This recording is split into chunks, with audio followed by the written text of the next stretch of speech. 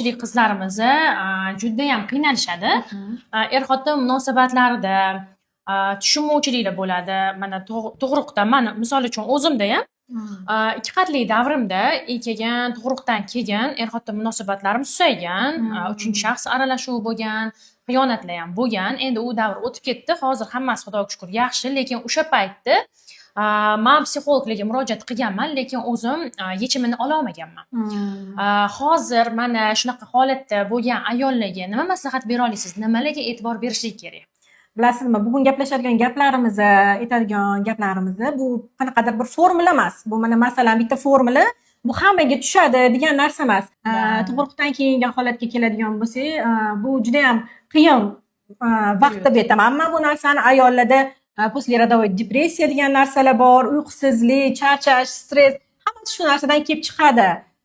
Bu paytda nima qilishimiz kerak? Ayollar birinchi navbatda o'zimizni qo'lga olishimiz kerak. Bu narsa o'tkinchi narsa, bu butun umr shu narsa davom etib ketmaydi.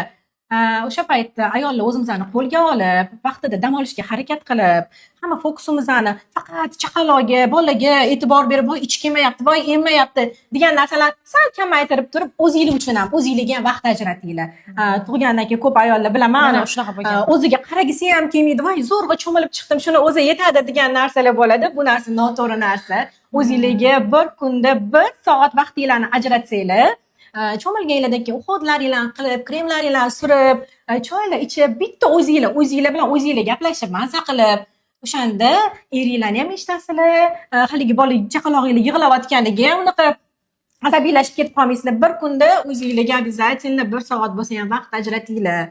O'zinglarni eshitinglar, nima xohlayapsizlar, bilaman, tushunaman, bu narsa juda ham qiyin.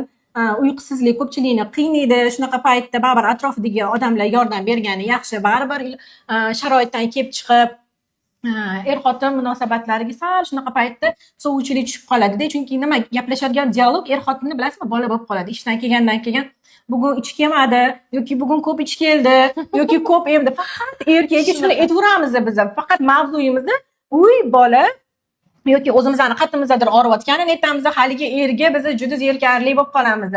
Bu narsani erkaklar bilan muhokama qilish kerak emas, aziz ayollar. Bu narsani onamiz bilan, opa-singlimiz bilan, o'zimizga o'xshagan ayollar bilan muhokama qilaylik, er bilan emas. Erkak bir kelgandan keyin ishdan nabarot, uni ham qo'ynini olishga harakat qilamiz. Yaxshi keldingizmi? Charchamadingizmi? Kelishi bilan erimizdan 5 minut qaraysiz ham, bir pas ko'tarib turing degan narsani shunaqa narsani aytmasliklarini maslahat beraman. Chunki bu o'zi er ishdan charchab keladi. Masalan, bizda poslerodovой depressiya deymiz, erkaklarga ham mas'uliyat bo'ladi. U ham ota bo'ldi, birinchi martam, ikkinchi martam, har safar erkaklarga mas'uliyat tushadi bu narsa. Bu ham qiyin. Biz o'ylaymiz erkaklarga osonroq, ko'chada maza qilib keladi. Men uyda o'tiraman bolalar bilan deb o'ylaymiz, lekin aslida erkaklarga ham qiyin. Erkaklarni mas'uliyatini his qilib tushunsanggina, ana o'shanda bilamiz, ularga ham oson bo'lmayotganini. Ana o'shanda bir-birini tushungandan keyingina ayollar hayotimiz chiroyli tekis bo'ladi.